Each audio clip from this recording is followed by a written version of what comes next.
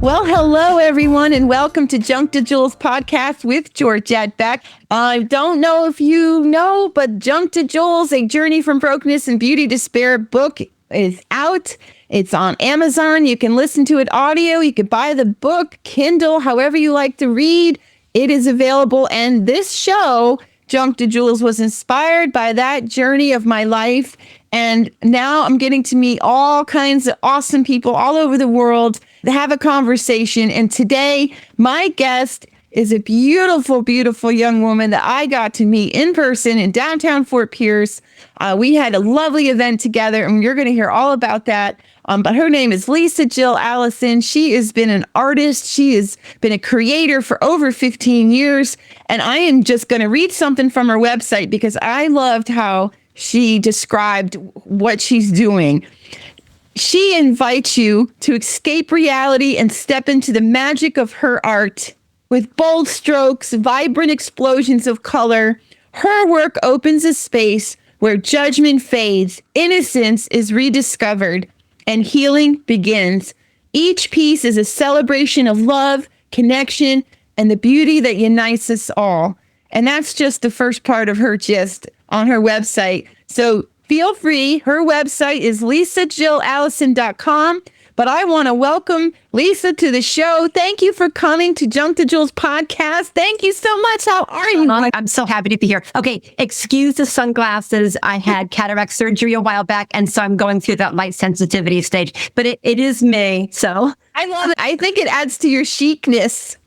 You got your fashion clothes behind you. I see you've got your art canvases. I think it adds to the of who you are, Lisa. Very mysterious. I love it. So where are you from? I'm from a little town called New Britain, Connecticut. It's outside of Hartford, which is the capital. It's the center of the state. I really enjoyed it. It's a lovely town. It was a factory town. It was very, very, very ethnically diverse. Lunch at my friends' houses was magical because they were from literally all over the world. It was a very nurturing and inspiring place for me to grow up. That's beautiful. And I'm from Connecticut too, so I know exactly where that is. I was born in Milford, Connecticut, and worked in New Haven, and Guilford ended up being at before I left. We love Connecticut and New England. It's got that vibe that it's really, that's a good start as an artist, I think. Wow. Very. So how old were you? So did you complete your whole education in Connecticut? I moved here in my very early 20s and finished at my degree in elementary ed at Florida International University. You did elementary education? Yes. Oh my God. No wonder we vibe so well because we have a particular mindset. Absolutely. We do. Yeah. So funny and from the same area. I know. And the teacher spirit. We both have that teaching communicative vibe and creativity in it there as well. I love that. See, Lisa hosted we had an art event at Lisa's Gallery in downtown Fort Pierce, and you could check out our website for the information. She helped launch my book. She had an author event, and we had an artist-author palette. It was like, what do we call it? The author-artist palette, and invited people to come visit your gallery. And it was great fun. And you were so generous to do that for me, a new author. I appreciate that. You just had an event with another artist, right? Oh my goodness. I had an event with one of the legacy highwaymen. So that means he is not a son or daughter, but he's a nephew in this case. And it was so rich, and that we highlighted the Fort Pierce art roots, which was great. We had grandmothers and grandkids, and it was such a great community event. Absolutely fabulous. I love that. I love it. I love events like that where community comes together and they support each other's gifts and callings and purpose. I just love that kind of thing. Oh my gosh. And our home, we love art too. So we're big fans. Now, do you have siblings? I do. So I'm the middle child, surprisingly enough. As you get to know me, you'll see that shine through. 5 children. So there's 4 of us now. One of my brothers passed at 50. Very, very close to my siblings. Just very, very close. Oh, that's beautiful to be able to have close relationships with your siblings, especially the older you get. I'm sorry for the passing of your brother. It's hard to lose our family members. He was a uniquely beautiful person. So you left Connecticut to go to university. And were you always painting as a child? Like, what were you doing as a child for fun? always some kind of, I was either riding my bike or playing outside in the park or doing some kind of artsy craftsy thing. I did always love to make things as a kid. I used to take berries. Remember all the berries off the trees in the fall? Yes. I would take Yes. the berries and make like these intricate mosaics with them. All Really? kinds of weird stuff like that. Yeah. So you were already like dabbling in that. Now, back in the day too, we had art classes. So did you have an art class in school? I went to a little private school, like a little Lutheran church school. Yeah. So they had music and writing and art classes. And my mom was really good about providing things around the house for me to create with. My Christmas presents were like the sparkle stardust kit and the little weaving things and the make your own wallet. Awesome. Yeah, it was great. Oh, so she knew to feed that. So where were your parents from, and how did your parents meet? That story. Okay. So my dad had just come back from the military. He got drafted at 18. He was 6 years older than my mom. And both of their parents had cottages at a little lake in Connecticut, Columbia Lake. Oh. And they met at a dance in Columbia, Connecticut. And then they think they waited maybe a year or two, because back then people would get their house and put furniture in their house and all that, Yeah. plan everything, and then have a kid. So then in rapid succession, she had 4 children. And then 7 years later, she had my youngest brother. So my parents grew up, both of them grew up in Connecticut. My mom's mom grew up in Connecticut. Wow. My mom's dad, I believe, came from Germany at a very young age. And then he grew up in New Britain as well. So that was their roots for sure. Wow. I love that. So my mom and dad were the opposite of yours. During their time, I was the one who created the family. My mom and dad got married right before I came along. So our little family started right away. And then she had 3 children back to back. And later my youngest sister, Rachel. So yeah. And yeah, my grandparents are from Poland, and they are survivors of World War II, and they were in the Royal Air Force. So I love that we have that connection there too. And that kind of made us who we are too. I think we had certain respect for things, and our patriotism, country or people, like community, and our heart, a calling to bring beauty forth. Don't you think? Don't you feel that a part of you? Like So this is me. So we talk about where we came from. Yeah. And I'm profoundly grateful that I'm here, and I'm profoundly grateful for many of the gifts that were instilled in me because of my upbringing. However, the reason that I really sought out beauty and joy and creating was to escape my environment. Okay. So again, profoundly grateful for many of the things, my love of nature, so many of my industriousness, my never give up, all those things came from my family. But it was a lineage I did not want to perpetuate by creating other things and manipulating things and bringing something that was simple to a more elevated, beautiful, functional level. That was my way of moving forward in the world. That was a lot right away. But when you said that, I felt myself bristle and say, no, wait. No, you know what? I call it, there's mixed blessings of life. It's so mixed. I'm putting my hands together. They're intertwined. You've got the happy with the horrible, sad, happy, horrible, great. You have ugly, beautiful. It's like the yin and yang of life, the light and the dark.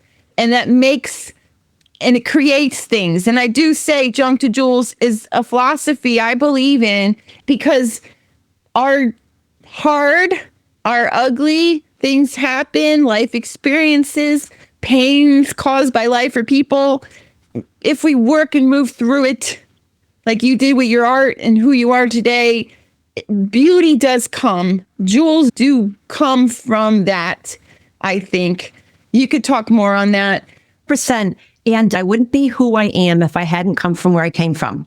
Yeah, I have many flaws, but I'm actually delighted with who I am because I'm able to put a particular frequency into the world that nobody else can. Like we're talking now, I literally have goosebumps that somebody else will connect with, and then rough edges that they have, some of the junk that they have will get pressed and polished to become more jewel-like. So I have no regrets, no remorse, no anger, no anything. I just feel so grateful that the beautiful things that were created in me by God and by my circumstances growing up are the ones that I was able to find and let flourish. Yeah. So if you feel comfortable, what were some of the situations or circumstances you found yourself in and that you worked through? Because I know a lot of us out there, some of us or most of us carry the heart wounds, and the older we get, the more that seems to get added because life just has its challenges. And then especially from childhood too, like, I share about my mom's journey. My mom had a mom who hated her. And I think they came from the Depression era too, on my mom's side.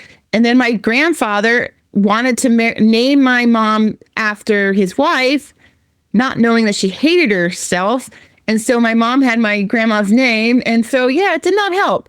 But there was other abuse there as well. But when my parents became parents, it was why they were raised the way they were, that they became who they were and decided to choose different choices. Because my dad came from a silent home. Grandma never spoke about World War II and her experiences in concentration camps. But they became those people that made a family with no skill set, no prior good, and they did it. They made mistakes, but I am so proud of them. But I'm proud of who I've become too. Like you, I didn't even know to like myself for a very long time because I had no value of that. But now we see I'm beautiful. I see my beauty. I struggle with it sometimes, owning it. But this is our calling, right, Lisa? Now we share who we are in a greater way because we have the confidence now and respect for ourselves and our beauty. I see a beautiful woman in you, and you probably always didn't have all those feelings either till a point. Right. It is something that I vacillate in and out of as far as feelings of self-worth. But we did talk about some of the challenges. I grew up in a household where my dad had mental health issues, and those were not addressed back in the day. No, there were no, first acknowledging it was almost impossible, and there were not resources. My mom had 5 children. So my mom's job was to try to keep the family intact. Yes. And so I learned some healthy coping mechanisms from that, but I also learned some extremely unhealthy coping mechanisms from that. It was almost like if a car is coming down the road, I would figuratively throw myself in front of the car in case somebody else might get hit. Okay, well, that's not balanced. So those are things I've had to work through throughout the years. And I've done a lot with different organizations like Safe Space and heard stories. One thing I've learned from the whole thing is that everybody's story to them is horrible. It's horrible. And we can't gauge what level of abuse this was or this was. It's their pain. It's their pain. And so I will say that the circumstances I went through were, because it involved mental health issues, were extremely unusual and quite damaging. I don't think the recognition of how damaging it was there. But in later years, there was some family acknowledgement and recognition. All the siblings are a great support to each other. My mom lived the later part of her life after my dad died, I will say, in absolute devotion to her children. Even though there were issues there, but she had an understanding of a greater understanding of what had happened, and grateful that I got to reunite with my mom in her later years. And she felt more understood in the plight she was in, because she was in a plight too, just as her children were. She was in a plight. So I would say that when you say what were some of the things, it was demoralizing. That was the biggest challenge, is that I felt unsafe, I felt uncared for, and I felt neglected. Now, that was certainly not the intention, but that's what the feeling that I took away was. And there was all different levels of that with my siblings as well. I would say I'm probably, I don't know how to use the word sensitive. For lack of a better word, I'm going to have to use sensitive. Things affected me at probably a deeper level than my siblings. I had cataract surgery like months ago. I'm one of the few people that my eyes are still like, so what'd you do to me? So my whole being, I know, right? My physical, my spiritual, and my emotional being is very tender. It's very tender. So I can relate to that.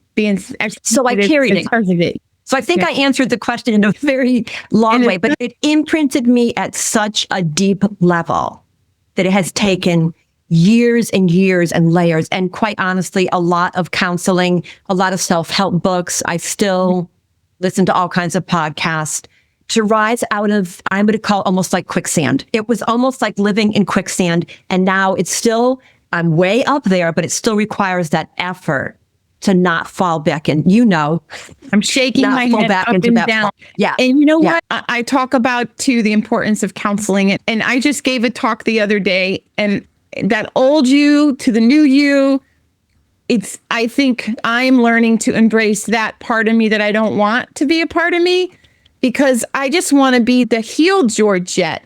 But I so resonate, because then you make decisions from that inner child. Those truths you took, which were not, there was things projected on you that you went away with. I did too, in different ways than you.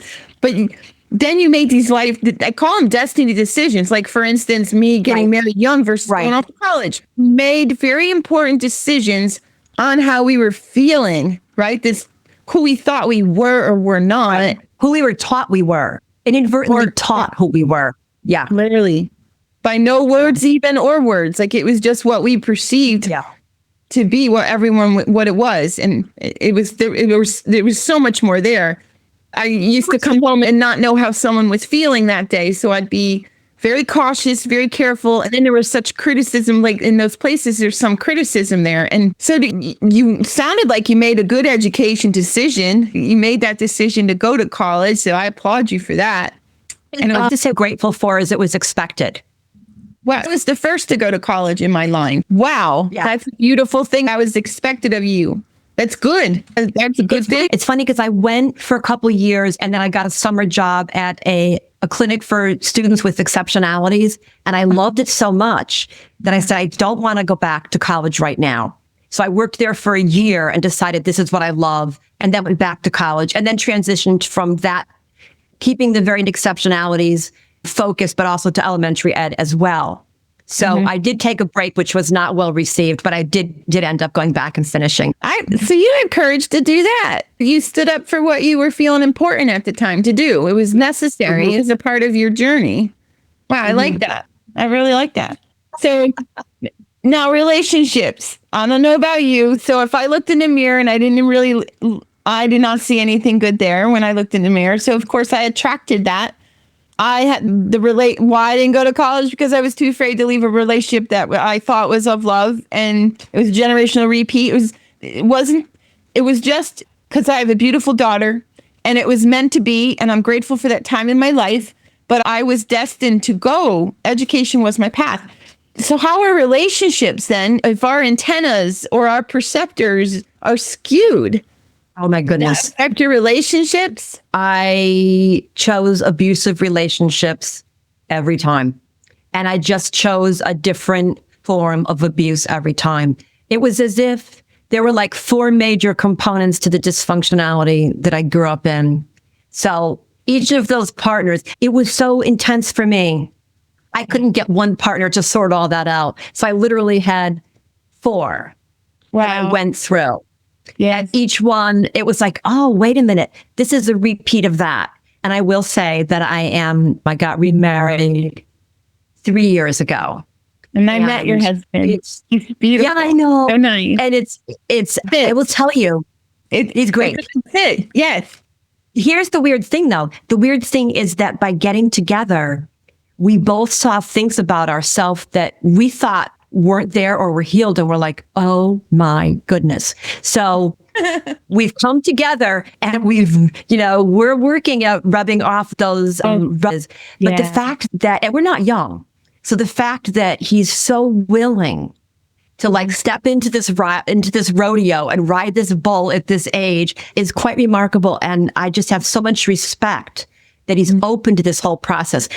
Strife and chaos for so long that to me it comes naturally to try to swim my way out of it. But so I'm so delighted and so grateful that I have a partner that we work together to consistently reach higher ground. Yeah. That's beautiful. And you both, like my husband too, we're so similar in our sensitivities, our heart wounds, some of them different, but similar as to why we do what we do. It's funny, but it's called we make each other better.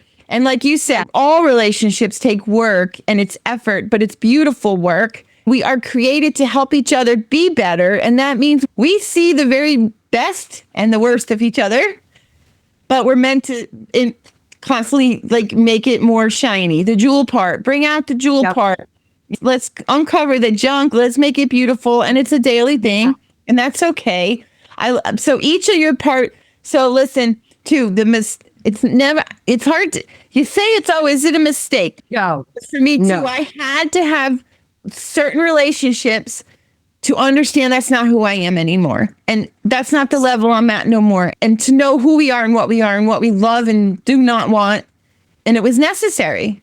I also will say that it gave us the opportunity and the other person the opportunity if they wanted to reach higher ground. And I will say it took divorce, several divorces, but each one afterwards said like, wow, you know what?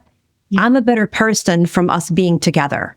So I'm not going to complain about that. No, I am so grateful for the first half of my life. I've referred to it as, because again, I have a beautiful daughter that I'm so proud of and love her so, so, so much. I made a lot of mistakes and I learned about generational repeat, and it's a real thing, good or bad, like things pass down through the generations until you pay good or bad. So we have choice to understand where we come from and why, and do something with it, because you can. We can create tomorrows for the next generation. Absolutely. And then help. And what you're doing into the community, you're helping our community come up higher and be healthier, because with the beauty you're bringing forth and living out your gifts. And that's why I'm such a passionate talker about knowing our purpose and gifts, because it affects all of us. If you don't do your calling, not only do you hurt yourself, you hurt everyone around you, because you're robbing us of what you were meant to bring forth. And I'm just so loving it. So true. So rough times, but now we have the privilege. You look back and it's our wisdom that we share with other people now. It's costly wisdom, but there's beauty in passion. In compassion, we talked about no judgment, because I think of some of the things that I did or thought was okay. And it's like, oh my goodness. And part of me says, how could I have felt that way or thought that? And then my brain kicks in and says, well, it's because of this, this, and this. So when we deal with other people, look at other people, and we have that same view of, well, wow, they're doing this. Oh, well, they certainly have reasons behind it. And it's something that they're potentially working through. Yes, absolutely. Judging is so damaging, because I've experienced it so much. And that's why I'm really sensitive to it. And when I meet someone that is not as bright, shiny, or I try to tell myself, be patient. There's something here. And I always go to, there's a reason why someone is acting a certain way or saying a certain thing or behaving. And that helps me to a point. But when it's personal, like when you feel judged by someone, that's still very sensitive, because I'm like, you know what? I'm on the other side. Like when people are judgy, it makes me angry almost. I don't know if you get angry, because I feel it's so unfair and unjust. Like you don't even know the whole me and you're just going to judge me on what you're seeing. That's the funny part. Yeah. I'm at the point now. There are so many things when I said, how could someone do this or that? And then I've done it. My biggest judgment issue is judging myself still. Oh my goodness. I say to myself, like, how can you? And it's like, Lisa, will you stop, for goodness sake? You're doing the best you can. Yeah. So that's still my biggest struggle. If people judge me at this point, I'm probably 90% with like, oh, well. So give yourself a couple of years. You're going to be like, oh, well. I'm working on the self-love part better too, because we are our worst. Like I come from perfectionist. Now I call it, I work toward excellence. I have very high ideal standards, but excellence is a good thing to work towards. But when I make a mistake, I have been better at being more patient, loving with myself. So loving yourself and understanding you're going to make mistakes, it's okay. So that's why I'm a late bloomer, I call myself, that I didn't show up until me too. Because of fear of judgment, fear of criticism, and fear of failure. But then I learned, heck, you got to make the mistakes to learn and move forward. And I gained confidence after all the books over and over. I keep reading. I'll be a reader all my life, because every day, like you, I'm working to becoming and better every day. Like just one thing better, tweak here, tweak there. It's a journey. We are never done. No. There is so one therapist I saw had this, and I'm going to make this very quick, but I think it's so powerful. So look back to a scene when you were a kid. Yes. And that was damaging, that you felt was damaging. Take yourself out of that and put any other kid in there. Do the same thing with that child. The answer is yes. So does it have anything to do with you? Did that scenario have any? Okay. So if people judge me, does what they're doing have anything to do with me? Okay. If I do something bad or wrong or I'm a jerk, yes, it does. That I deserve the judgment. But if I'm being the best I can, it's usually something inside of themselves that is stirred up. And you know what? So if someone judges you, you can actually go, hallelujah, they had an aha moment. I love it. No, my God, that's a good example. That is a really good example. A lot of times we walk into a space and someone may look at us and it has nothing to do with the way they're looking at, like it's not us.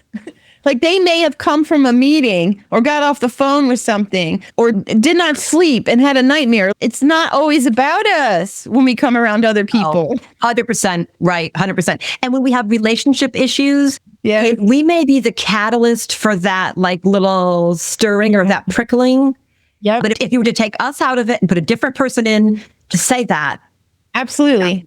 No, it's the time. And iron sharpens iron. I was just saying this in a talk I gave. It's meant to be. Sometimes something has to come up and out of someone. And if we happen to bounce along and be that person that brings it up and out, oops, but oh well. Makes room for more God.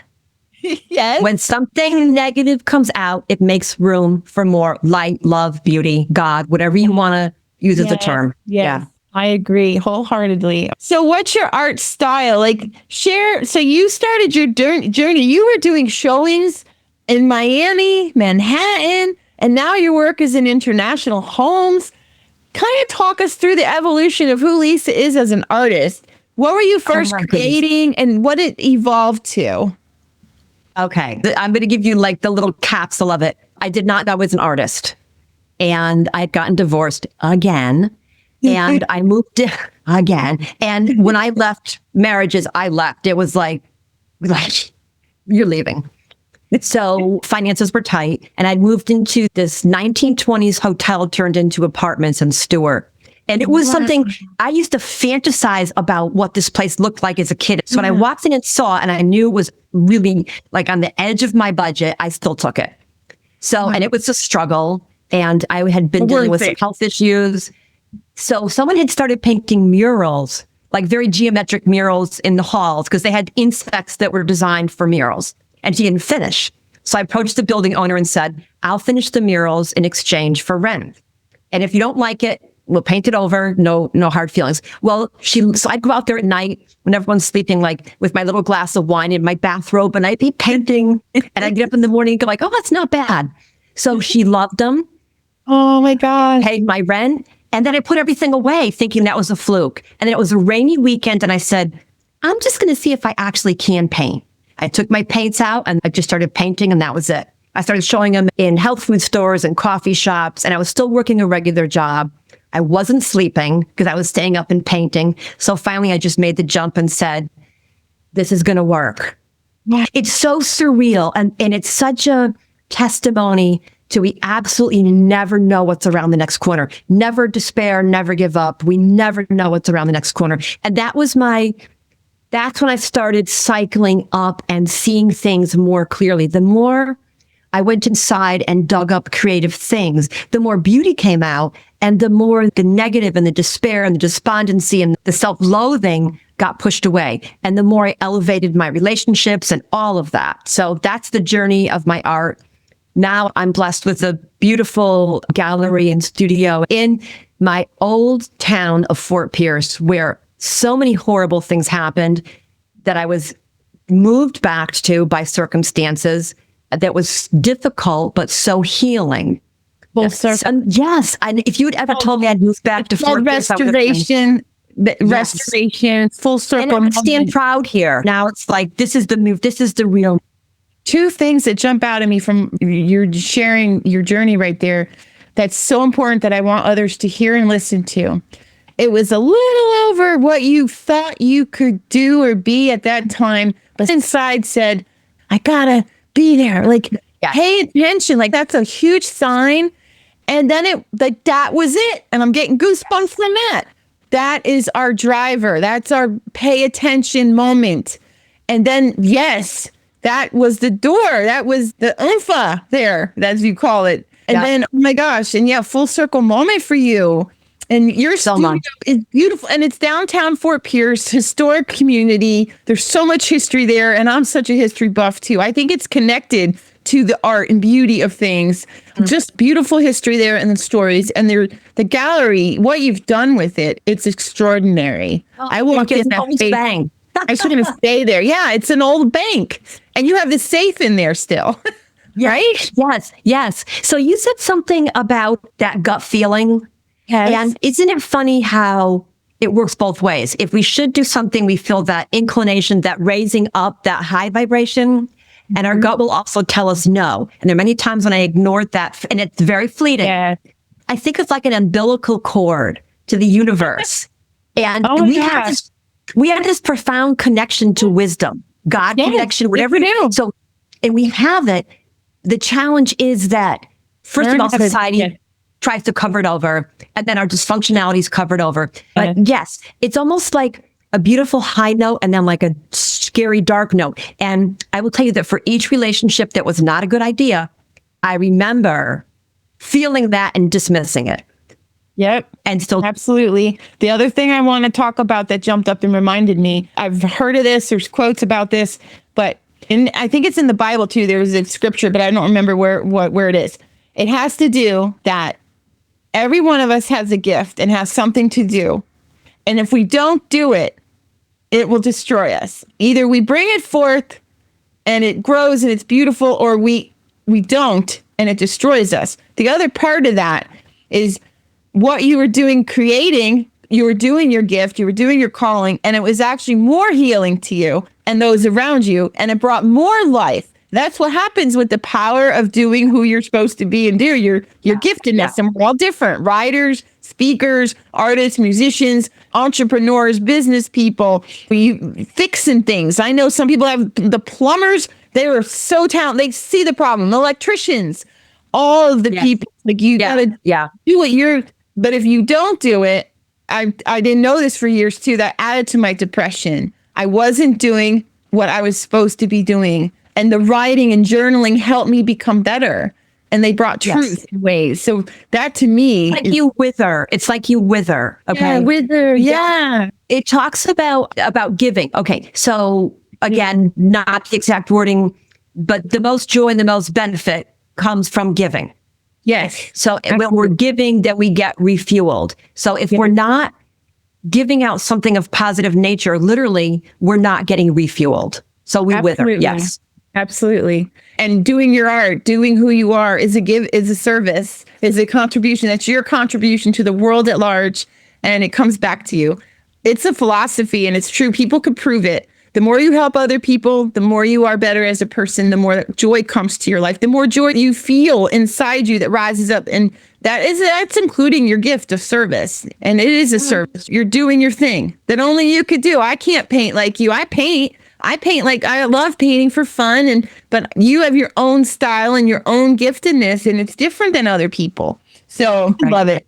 I love that you're collaborating with other people in the community and opening your space and inviting people. And I'm so excited. Mm-hmm. I have some final questions as we wrap it down. I always ask my guests, I gleaned these questions from other people I respect and follow and kind of tweaked it to my own, because I do ask all these questions when I read these books. I follow people.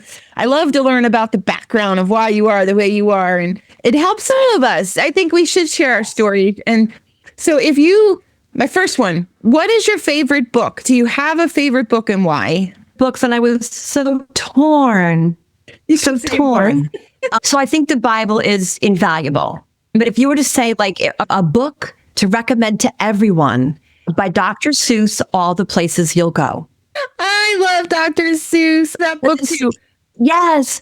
It's like your possibilities are endless and you have all the tools inside of you to make that happen. So take the steps. Yes. And I love what you said before, the word, because I've learned this, other people are talking about it, and the people I follow, Brennan Bouchard, you don't know yet. Like, and another girl I talked to, she was on my podcast. You know, when you look back and you see how the dots connected, they made no sense of why you were doing something, where you were at, what it connects. Like Steve Jobs with his computer, he took this calligraphy class, and later it was what helped him create what he created. Yes. So yes. You can't see yet the next dot. But keep going. And I love that. Like that gives us such courage, don't you think? And confidence. Yes. Keep going. You don't have the answers today, but that's okay. Do today. Do the next step.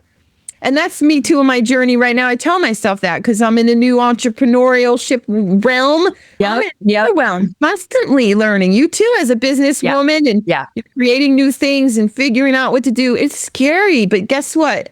We're doing what we're supposed to do. And I love that. Like, look at that house you went to and lived in. And then she's like, oh my gosh. Like, yeah.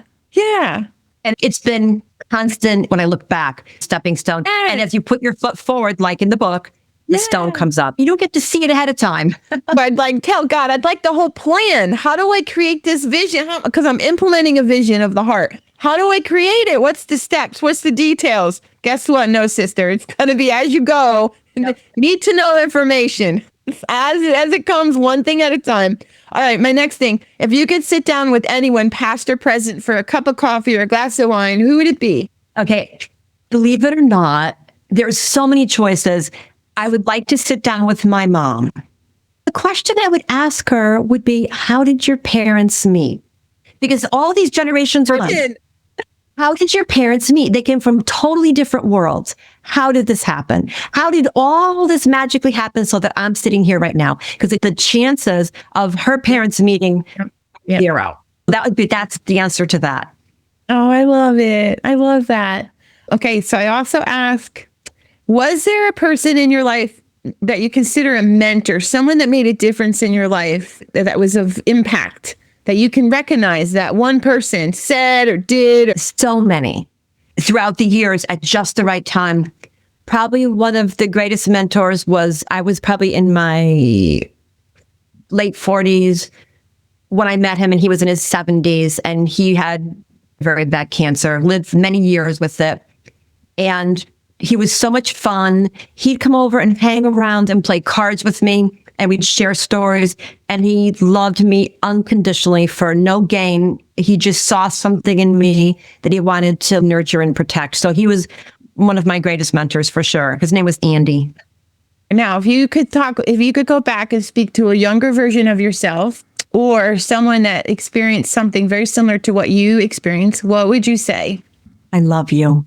That's it. I love you. Mic drop. Those 3 words are the most powerful words, I think, in the human language. Yeah. I love you. Yes. That's beautiful. Lisa, thank you for coming on the Junk to Jewels podcast. I thank you so much. I loved it. Thank you. I'll see you soon. Yes. Thank you very much, everyone. Go to her website, lisajillallison.com, lisajillallison.com. And if you're near downtown Fort Pierce, go check out her gallery. Follow her on her website. Sign up for her e-newsletter.